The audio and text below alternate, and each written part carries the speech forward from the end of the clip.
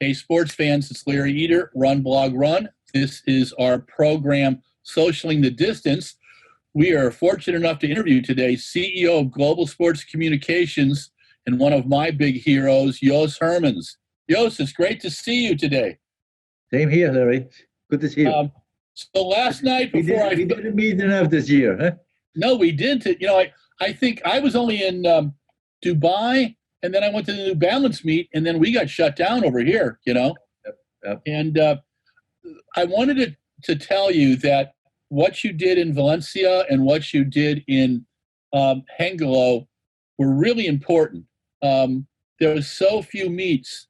Americans watched more things about from Europe this year because there was nothing over here. I mean, absolutely nothing that we could go to or see. So I wanted to start a little bit with your early running. And last night, I found on YouTube a German and English movie on the 1976 Olympic Marathon, and I saw you in that.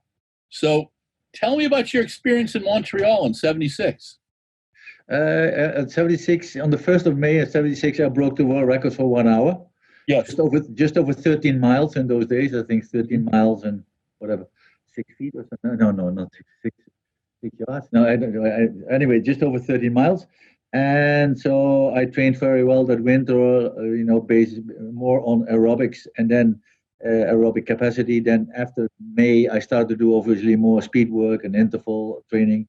And my problem was it was a very hot summer. 76 still, even now with all the global heating, 76 is still seen as a very hot summer. So my problem was I didn't have a coach, so I still did too much long distance running because at that time LSD running from artilleriate, long distance running was very in. I read his books and many other books. So my mistake that summer was that I ran too many miles. I ran in those years I ran 200 miles a week. Wow. That summer a little bit less, but I also had, of course, then you have to do speed training, interval training, but also even I did already some weight training in those days. Anyway, what happened 3 weeks before Montreal or 2 weeks before, I got a really bad flu. Had fever, but I didn't want to rest, so I just kept on training with having 39 fever. Oh, that's gosh. 100, I think, for you guys. Yes. Yeah. And anyway, so I went there, and I didn't know, but I was totally overtrained. So I came in the final, and I finished 10th, which was disappointing. I think I would have had a chance for maybe a bronze medal or at least top 5, because in the 10,000 meters the year before, I was top 3 with Frank Shorter and Brendan Foster. Yeah. So anyway, disappointing 10,000 meters. I was there. I was doing already a lot of mileage, so I said to the federation, to the Olympic Committee from Holland, well, since I'm here, why don't let me run the marathon? Because there was no other person from Holland to run the marathon, and you can always enter one person in those days. I don't know how it is now. I think still the same per country. So I ran the marathon, and the rest is history. I think it was there till halfway or 25K and then dropped back. Then I finished 25th place. So I mean, I was in fact totally overtrained and done too much. You competed in European cross country or the World Cross Country and Euro Cross Country too? Did you not as well? No, not that year. I didn't. I skipped actually the World Championships. Carlos Lopes from Portugal is a good friend of mine, and we always did everything together. And he won that year. And of course, later on, I thought, stupid, I should have run.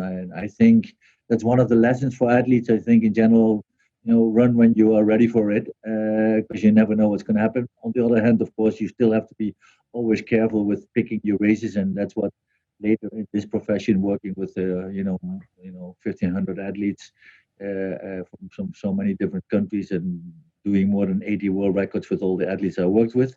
That's one of the things I always try to do, as a coach. Originally I'm a teacher, and I like to work with young people. So obviously I made many mistakes in my own career.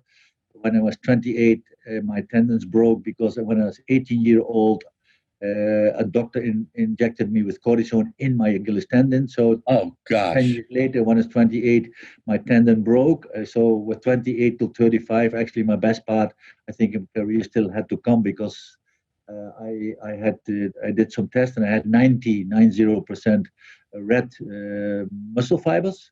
Yeah. So with the world record in 1 hour and being top 3, top 5 in the 10,000 all the time, obviously the marathon would have been and should have been my best distance. But anyway, that's so many things in life.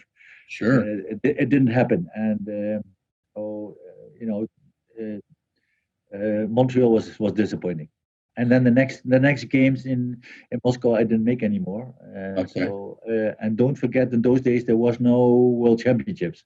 Yes. We had only Olympic Games one time in the 4 years, and then we had the European Championships one time in the 4 years.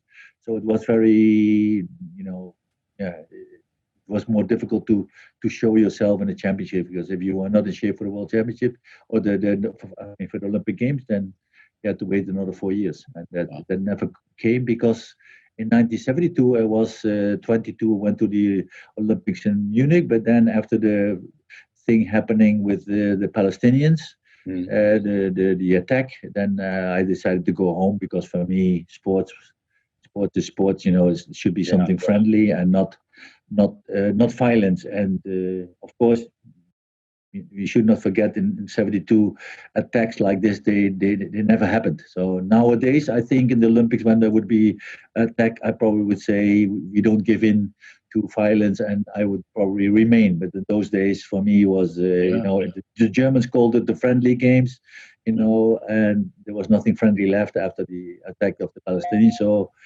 I decided to go home. So I missed 72. Then 76 was only 10th in the 10,000, and 80 and 84 should have been my better ones, but I never got that far. When did you get into management of athletes?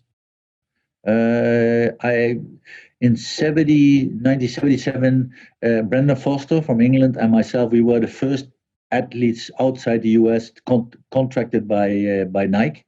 Mm-hmm. Obviously, Nike was only a running company at that moment. Sure. Jeff Hollister, I will never forget him. He came to Europe, and so there was no other sports people. Of course, there was some runners in the US that were with Nike, and we were the first ones outside the US to be with Nike. Brendan Foster and myself. So from the beginning, I was very involved with Nike.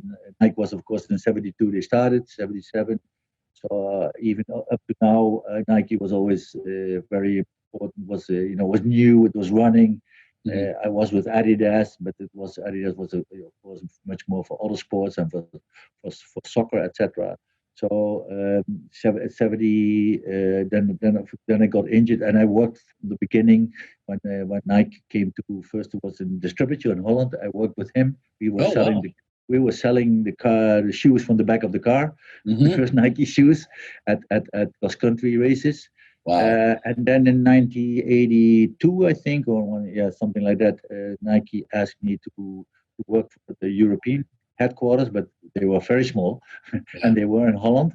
And then I worked from 82 to 85 as a Nike rep for all of Europe, and we had great.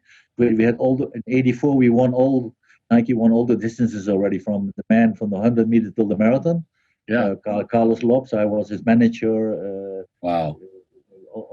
Working Said Awita, I was closely with, obviously Ovid and Co.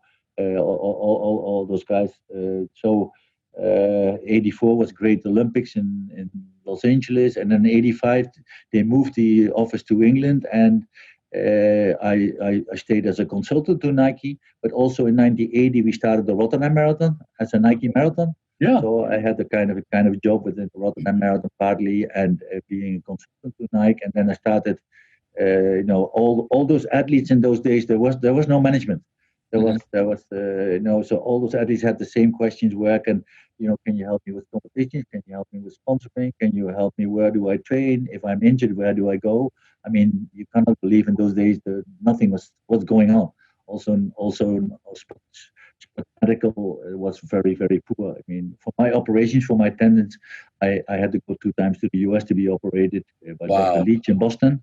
Yeah. So it was everything was so it was it was a big gap. Of course, I was a teacher, so it just happened. People ask me, like I said, athletes that I was running with in those days. But I mean, Carlos Lop, Ingrid Christiansen, Awita, was working with all those guys because there was no management and everybody needed some help.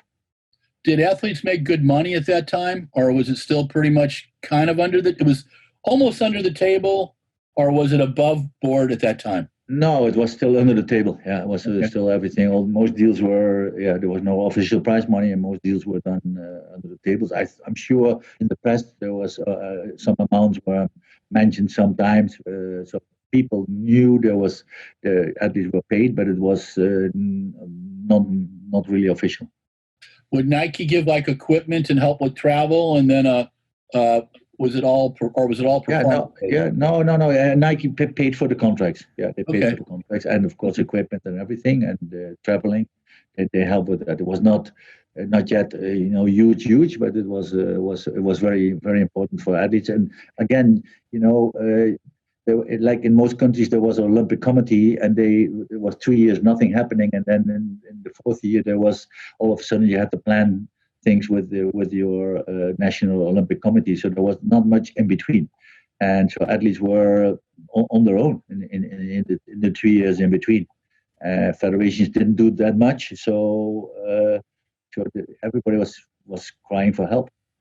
In 1983, we had the first World Championships. Yep. And then we started getting into, and that was every 4 years. So we had World Championships and Olympics.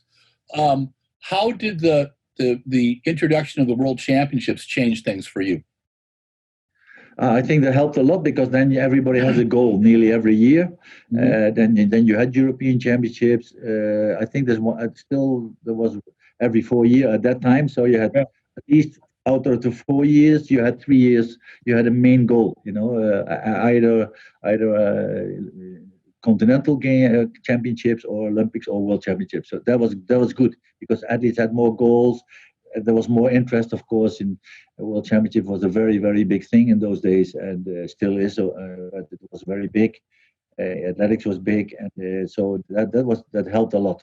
Because then the competitions in Europe on the track, they were getting better and better organized, and so that had a big influence and became more money into the sports, and it was good for the athletes. When did you begin to manage athletes from Ethiopia and Kenya? And because of the Rotterdam Marathon in 1980, we started the Rotterdam Marathon.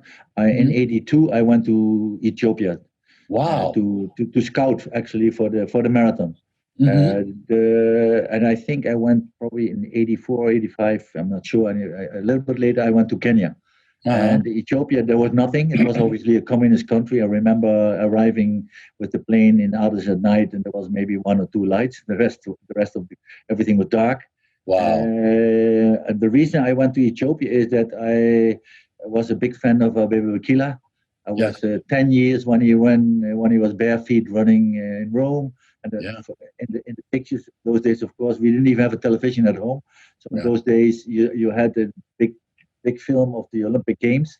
And I saw 2 years later, in 1962, I saw the film from Rome. I never forget, as a little boy, I was riding my bike from the club back to my home, and that impression of in the dark running a person from Africa bare feet that never let I never let that go away. That image. Yeah. Was that he won also 64. So I was a big fan of him, and Africa, of course, was at those days far away, not so easy. I was intrigued by Ethiopia, and so that's why the first thing I went to Ethiopia in '82, and then I met the coach. He was Dr. Roba, and I was lucky because he had studied in the U.S., so he spoke English, and from then on, basically, he was asking for help. So I became without me having really a goal, I became the manager of all the Ethiopian athletes. So that's I helped them for getting into Boston, getting into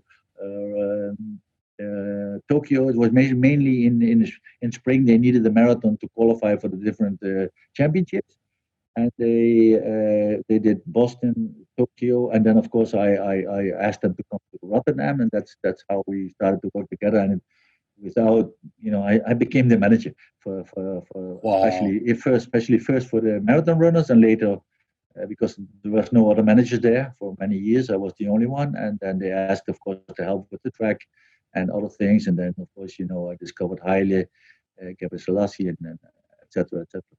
How old was Haile when you first started working with him? He was 18. He won the no, he was not. He was third or so, or something like that, in the championship, junior cross country championship. That's when I met him. Mm-hmm. And yeah, normally you look maybe for the first one or the second one.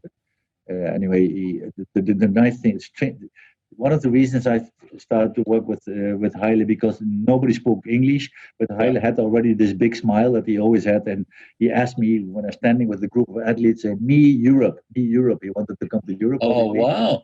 And it was communist country, and difficult there was only, you can work with the fax, very complicated, obviously, no mobile phones. It was very difficult. So I met him usually at the World Cross Country Championships, like in Boston, and in the World Cross.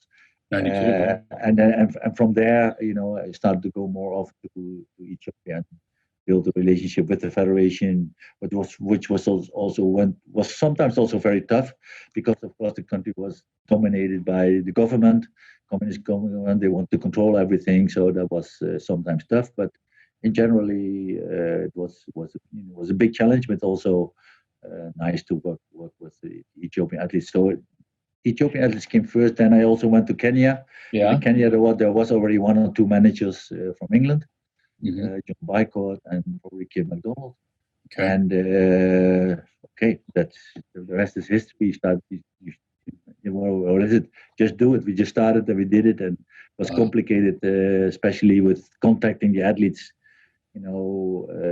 Both Ethiopia was maybe then not so bad because everything happened in Addis Ababa, but in Kenya it was complicated because you went to Eldoret, you sitting in a hotel a few days, and then it was mouth to mouth. People knew, oh yes, manager is there, we have to go there. It was very difficult. People were training at home. They win some money, they go home, they have money to buy a few taxis, matatus. And then the matatu breaks down, the athlete has to go to fix the matatu. So that's how we, in 1993 or something, we started with training camps, because, when they earn money and they go back, they didn't train. One of the things was, for instance, also the marathons were not that well organized yet. Now we maybe make a contract with the athletes for a marathon 5-6 months at least before. Then it was maybe 2-3 months before. So maybe 2 months before you had a contract with a marathon, then you have to get in touch with the athlete. It was very difficult because there was only landlines, only with the post office in some parts of, for instance, in Kenya. So then you say, okay, next Wednesday we have Wednesday. We talk at 5:00, and the athlete was not there. He came a day earlier or a week later. So before you get the contact with the athlete, and then the athlete will say 6 weeks before, or 2 months before, or 6 weeks before, okay, Jos, now okay, I will start training for whatever Rotterdam Marathon, any marathons that were starting at that moment in the world. So that's what also explains one of the progress in the marathons. People say, oh, yeah, it was doping. No, in the beginning, athletes were not training for the marathon. They trained, maybe 6-7 weeks, and came to the marathon running 2:08, and then start slowly to train more better. And so it was, the only chance is to, especially in Kenya, to have a training camp, so you could get athletes together and get them away from the families and from the villages, because otherwise they were only treated as a bank, because they had to spend the money with the village and with the family. Who was the first big Kenyan athlete that you had? Probably 1988. Not sure who, to be honest. Okay. All right, I want to ask you some highly probably Kirui, I would think. But okay. There's been many Kiruis. Okay. What was Andy Norman like to deal with? well, if you know him, he was okay, but he was a tough guy. He was a policeman, and he was an inspector, so working a lot with criminal people in the police force. So he was seeing, you know, thinking that the whole world that everybody was a criminal, Okay. kind of. So he could be very tough as a. You can understand if he was doing interrogation with a criminal, that kind of, so he can be tough, but also I think I had a good connection with him. Then in general, then it was okay. He was, of course, he loved the sport. He Yeah. did a lot of things, with for British athletics. He started the track meets in Britain that were very important. He made the jump to Oslo to the meeting. So Uh, tough guy, but but you definitely felt the passion for the sport. Carlos Lopes, were you surprised that he won the LA Olympics in 1984? Yes and no. No, he was a great athlete, and of course, he coming from Portugal, he was used to the heat. In Yeah. that way, he was not surprised. And yeah, he was one of those athletes, not a big speed, although he ran close to the world record in the 10K also. Mhm. So no, because he's a big talent, great athlete. The thing is, I always compare. In my mind, he's a little bit comparable with Kenyan Bekele. Yeah. The biggest talents in the world, but I wouldn't say that they are lazy, but they took their time for training and when it fits them, and so it was always a little bit, when he would, in this case, Carlos, would he make it without injuries and in time to be in shape? All everything was there to run very well, Mhm. and he did many fantastic races also in the cross country and the track. But it was sometimes a little bit difficult to, would he make it really to be in top shape to come to LA? But again, in the heat, he was very good. That helps. Then with his talent, then no, not a super big surprise, but I mean, like in any marathon, many things can happen. So that was also in his case. Were you surprised by his world records? No, because you could see him making progress, and was training hard. Yeah, Mhm. he had a good coach in Portugal, so no, it was a natural development that he made from all these years as a top athlete. Let's go to Haile Gebrselassie. I have all my interviews on tape for 30 years. Okay. My best interview ever was Emil Zatopek from 1991. Wow. My second best was Haile from 2005. I spent 5 hours with him. When he did that 10 mile, 20K, 25K on the road down in Arizona. Yes, sure. Yeah. And I always found him fascinating.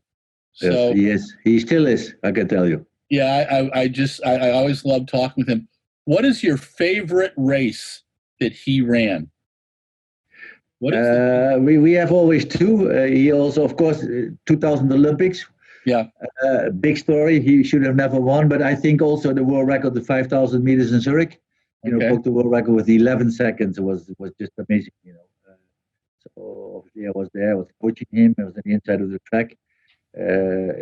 Just one of those moments in history that I knew he could break the world record, but that by that much, it was an incredible night. One of the magic nights that many of them we had actually in Zurich. Zurich was a fantastic meeting, especially in the old stadium. Yeah. Where people were banging on the boards, and the way the stadium was built, that all the sounds came back on the track was always a fantastic atmosphere. And then obviously Olympic Games Sydney. Why we had already made an appointment for him to be operated on his Achilles tendon in Helsinki during the Olympics because he was injured. Yeah. And he didn't train very well for several months. He did some training, but then again, it's probably to do with the communist system.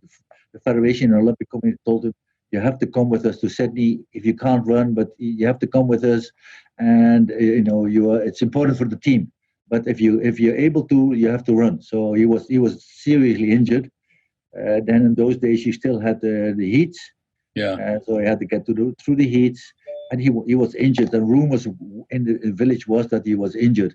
So it was very, one of the great stories is that after the heats, when he qualified, then also what's his name, from Kenya, Paul Tergat.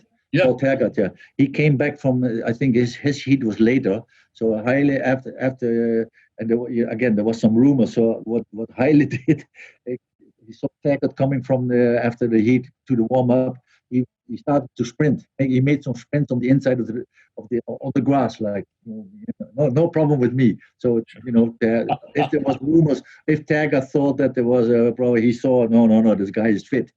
So then in the race, if you go back to 1996, Tergat did everything to shake Haile off, and then he lost. So I think Paul if Sydney would have done the same tactics as he would have done in '96, then he would have won the medal. But he thought, okay, I have to do it in a different way. Let me try the sprint, and that was the savings of Haile. Because otherwise he would not been fit enough to run a very fast time, and Paul would have won. And then also one of the other Ethiopians, Meskebu, he when Tergat attacked, he moved a little bit to the outside, nothing irregular, nothing unsportive, but I mean, and then he stopped a little bit Paul Tergat, and obviously. Haile won with 2 or 3 hundredths of a second in that race. So that's a race he should not have won. So that's amazing. His mental capacity and his mentality was fantastic. I mean, another story, but you can cut if I talk too much. Oh no, we love this. Please keep it up. Yeah. Another story for when Haile went to a race, and he did 26 world records. He did. I nearly say we did together, but obviously he did that. And then there was very important. There's always the weather factor and the humidity, and all these things. So always before the race, especially for a world record, sometimes it was a little warm. We sprayed the track with water to kind of hope that it would cool off. And we know what stadiums are the best and how the wind conditions would be. And humidity and heat was always, of course, very important with world records. So many times, hey, Haile, humidity is very low and blah, blah, blah before the race. So one of the things that happened before Sydney, of course, had nothing to do with world records. It was winning. And in Sydney, I never was in the stadium. I was always at the warm-up with all the athletes, and our athletes, they had 18 medals, seven or 8 gold medals. And one wonderful thing that in our relationship was that Haile, before going into the call room for the Olympics, before I could say, normally you say one sentence, important thing that can give the athlete give some confidence even during the race, maybe to think about. Mm-hmm. And he said, with a big smile, said, Jos, don't worry, it's world record weather tonight. So, saying, don't worry, I go there to win. And obviously it was very nice weather. But more like a joke, like, hey, it's world record weather, let me do my thing. So, this is just to paint a little bit. Our relationship was, I think all the athletes, the most special ones. But I mean, I never want to play down any other athletes because I respect any athlete. And of course, this Kenyan now with Elliot Kipchoge for many years, for 20 years, was all of them, all the Olympic champions. I had the honor to work with. Fantastic. Tell us about Eliud. What was he like? Were you surprised at 18 when he, I just pulled up the tape of his bronze medal from Paris, and with 200 to go, the British announcers are saying, "Don't worry about him. You got El Garouche," and he was battling against El Garouche and Kenenisa. Were you surprised about how well Eliud did in that first race? Fantastic. Well, he won. He beat him. So Yeah. in the 5,000 meters, so that was an amazing race. He, you know, it's a perfect race for him. I think he was very free in his mind because he was very young. Hmm. I think the 5,000 was after the 10, so Kenisa was probably a little bit tired. Yeah. But made, you know, so no, that's the beautiful beauty about the sport. You know, that you have the great athletes like Karouche and Kenisa at that moment, and Kenisa winning everything and winning the cross countries. You know, and then somebody, an athlete like Elliot comes along and wins that race, and then much later, you know, when he goes to the marathon, is kind of unbeatable and running world records and you know, obviously sub 2 in the marathon. So it's for me as a, again, as a kind of a teacher, it's fantastic to see any young person, man, woman, athlete, of course, in this case, to see them develop, you know. And then also it's not about, you meet an 18, 19-year-old girl or boy and they see them developing until hopefully 30, 35 or longer. That's you know, whatever. If I die tomorrow, that's a beautiful. It's like, I'm sure many teachers in the world, you know, they teach people in classrooms, and some pupils do well, and other maybe not so well, and I always feel very honored and humbled to be able to work with you know, the top athletes, but also many other athletes that maybe win bronze medals or never make the Olympics, but even also work very hard. Of course, in the end, in our sport, you have to look for the best ones because you know, even to make a kind of a living, because we are not a very rich sport. But it's Elliot is amazing. You know, to be honest, I didn't expect him to be that well in the marathon. You know, I Really? knew he could run a good marathon, absolutely. But you know, all those years, step by step, he was always quiet, patient. He is the champion of having. You know, we always say in life you need to be patient, and in careers you have to be patient. But he's the great example for me of, you know, waiting and waiting and having success and smaller successes and bigger, and then going one day you find the real distance and the real event, and then doing so well, and also growing as a person. You know, he was always very quiet, you know, always sitting. I remember when we go to track meets, after, you know, before, after they sit, the Kenyan athletes sit together at the table, the Ethiopians, you know, Haile could sit with the Ethiopians, but he would always stand up and sit and joke, and yeah, and Ali was always quiet. And you go to the table sometimes. In those days, you have to tell them about travel and, you know, all these things, and they sit together. So it's you know, always, yeah, very very very humble, very wonderful man. Totally different than the outgoing person as a Haile, or the very quiet person. Kenanese is also in his way quiet, but more aggressive quiet. How do you have, with an athlete like Haile, and then you have athletes like Kenanisa and Elliot, how do you have athletes like Kenanisa and Elliot in the same race? You have to Yeah, offer advice to them differently?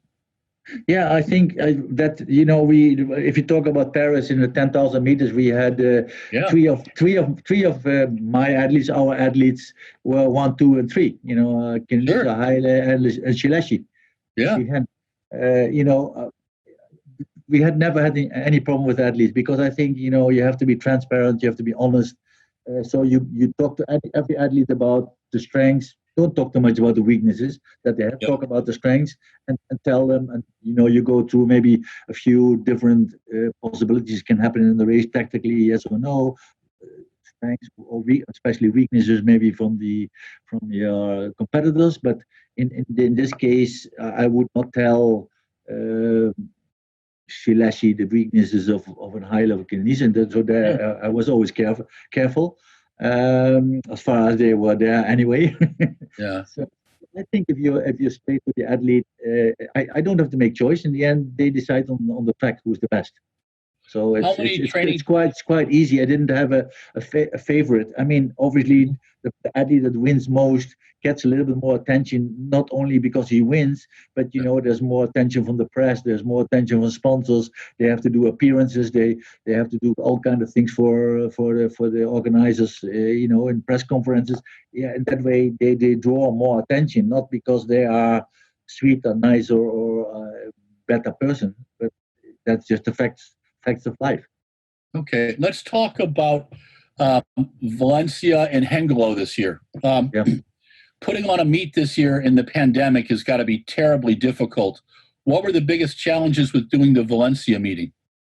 Of course, it was our famous bubble, the Corona bubble. We needed everybody needed to be in this kind of bubble in the track meet. We all know in America, you guys did a very great job with the basketball players, of course. So yeah, I mean, there were even in Spain, it was already difficult to get permission. Some of the parts there was a lockdown. We didn't know how much the lockdown would be again after the lockdown in spring. So it was very challenging. But in Spain, there's also some more regional decisions. So Valencia was apparently the city with not so many problems. And so the city was very interested to have something positive going on, the organizers, and obviously we did. But I mean, till the last moment, till a few days before, there was always an uncertainty that could also be cancelled. So it was difficult because we had to put out on our own event. We know the people from Valencia; they're very nice. They have half marathon, the marathon there. They have very nice organizing committee. They have a very one person who loves athletics, who's the big sponsor of the Valencia group. And so we talked to them about finances. We talked to NN. And then is a Dutch insurance company, and Spain is an important country for them. So we went to talk to all the different sponsors to get some money. Then we the television rights, and all together it was fitting together. And we did the same a little bit later in Hengelo, but we were terribly bad weather. And it was late. And there was a pity. Valencia in October is fantastic weather.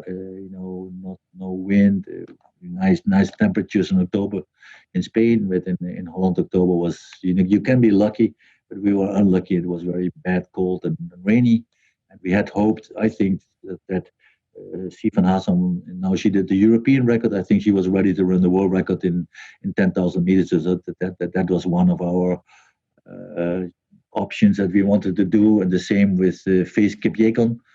She missed the world record 1,000 meters just by a few less than a second in Monaco. So our idea was, okay, we go to Valencia with Joshua Chapter guy after he broke the world record. Actually, we planned Valencia already in May, June. Wow! As soon as we knew the Olympics was cancelled, Joshua has a Dutch coach from our group, and he was staying there. And he said, "Okay, we did all the work for the Olympics. It's a pity to throw it away. So what can we do as an alternative? Okay, Joshua would like to break the world records. It was one of his dreams." And so we went to Monaco. It was complicated. I mean, it was very difficult to get him out of Uganda. Uganda is not easy. He lives 7-8 hours away from Kampala, so it's very difficult with the corona in Africa already going on. It was till the last moment not sure if you would make it. Also, special letters from the government from France, but they arrive in Nice. What would the people? Sometimes they stop people at the border. It happened also. Sometimes people were sent back. So it was it was an incredible season in that way. So obviously Joshua broke the world record in Monaco. Faith Kipyegon just missed the world record in 1,000 meters. So we looked, okay, what else can we do? Faith tried another one in Brussels and just failed again. And so and then we had already planned the 10,000 meters in Valencia for Joshua, but not knowing if it was going to take place. But he was training well, great shape. And if you see his development over the last few years, this was big possibility. And I think everything has to do. We work here with 22 people in our office in Nijmegen. Yeah. We have 50 people worldwide. Our coaches, physios. We have a really strong structure. So we have 4 or 5 people doing marketing, so they can look for sponsors. But they also look. If you look at I think Elliot has now 1.5 million followers. I mean, we put a lot of time, effort, and money in these kind of things, and that's what we need. We need in our sport. We need heroes. We don't have enough heroes, So. This is what the 159 challenge with Ineos with Elliot that helped a lot. So we are always looking for possibilities. What can we do different? How can we draw attention to? In the end, we are a smaller sport. We are very global sport, and it's a fantastic, beautiful sport. But of course, we don't have big marketing machines behind us, like many other professional sports in America or soccer, in Europe. There's one story I wanted to tell you about Eliud from the Breaking Two. I was in Doha, and I just done the whole night covering the track meet, and I stayed up all night to watch Breaking Two, and we were getting it streamed into Doha, and I'm sending out tweets, and I got 280,000 people following it that night as I was going kilometer by kilometer on Eliud. No. What was fascinating was that most of them were new people to the sport.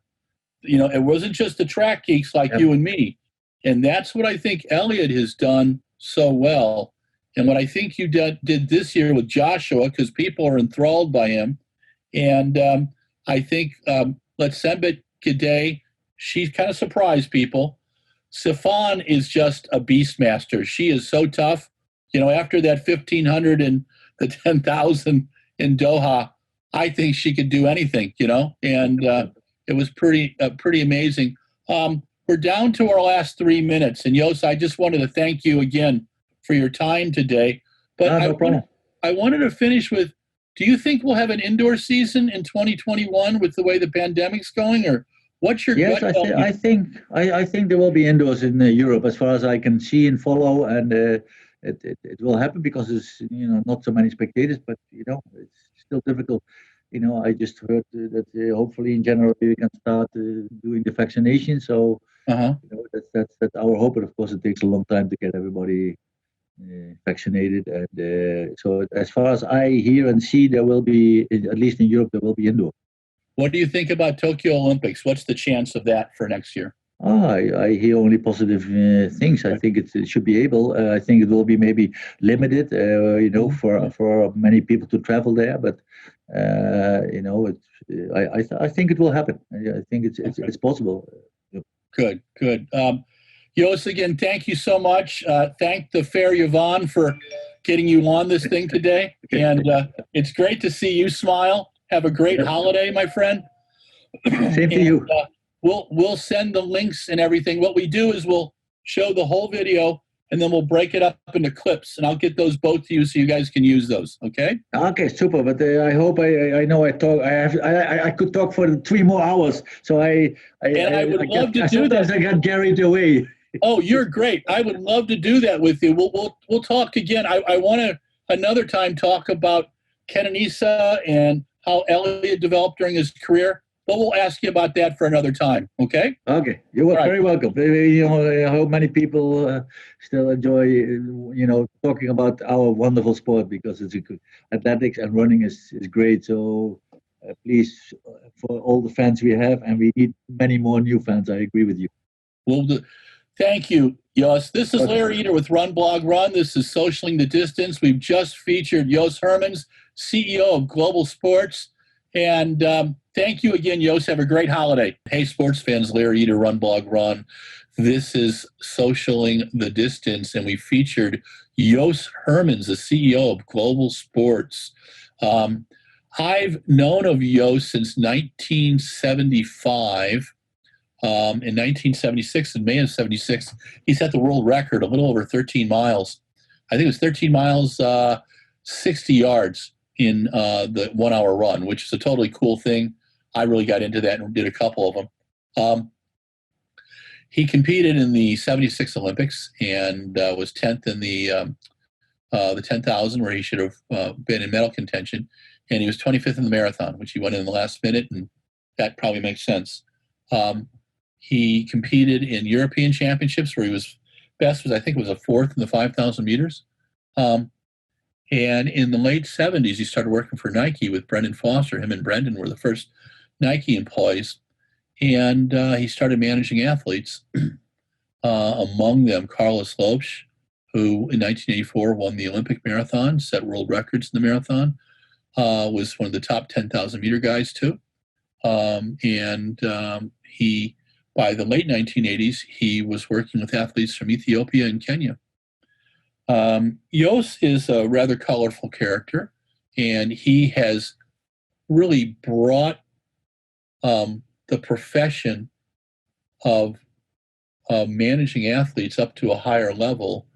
This year he put on 2 meets in the pandemic. He put on a meet in Valencia, Spain, and he put on a meet in Hengelo, in Holland, or in the Netherlands, excuse me, and he managed those. Sorry about that. He managed those in a time when he had to put, as he called it, a corona bubble over everything. Jos knows everybody. Jos has training camps in Kenya and Ethiopia.